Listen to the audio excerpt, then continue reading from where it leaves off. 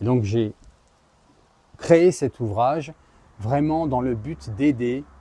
les âmes au maximum, les hommes comme les femmes, à trouver les clés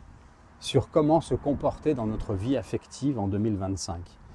à la lumière des dégâts qu'a fait le malin et comment il nous a manipulés, les hommes comme les femmes. Et plus je m'approche de la fin et plus je me rends compte que c'est vraiment un outil qui aide les personnes, les âmes de bonne volonté à se christocentrer sur comment suivre le Seigneur et se protéger de soi-même et de suivre Jésus, notre Seigneur.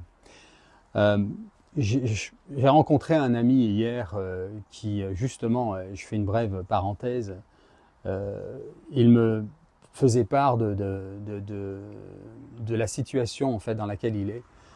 C'était pourtant un catholique, hein, mais voilà, c'est un exemple type de ce que j'explique dans mon livre et de ce que j'ai vécu moi, qui a vécu dans le péché bien pire que tout ce qu'on me raconte, et qui, grâce à Dieu, a su faire confiance au Seigneur, vraiment lui donner ma vie, tout pécheur que je suis, d'essayer de le suivre et de christocentrer toutes choses importantes dans ma vie affective, ma vie professionnelle. Et en fait, nous discutions, nous échangions hier et il me faisait part de l'échec dans lequel il se trouve aujourd'hui. Et il se rendait compte qu'en fait, n'ayant pas suivi le Seigneur correctement, il a donné de la force au malin et ils se retrouvent tous les deux dans une situation sans issue, en fait. Alors qu'ils auraient pu éviter ça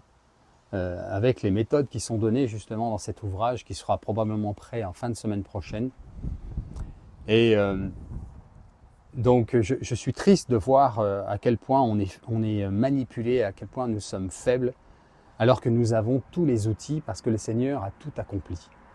Donc nous pouvons nous protéger de ces échecs inutiles à répétition parce que voilà, ça crée de la misère affective, de la solitude et ça blesse non seulement les individus mais aussi ça a des répercussions sur les enfants.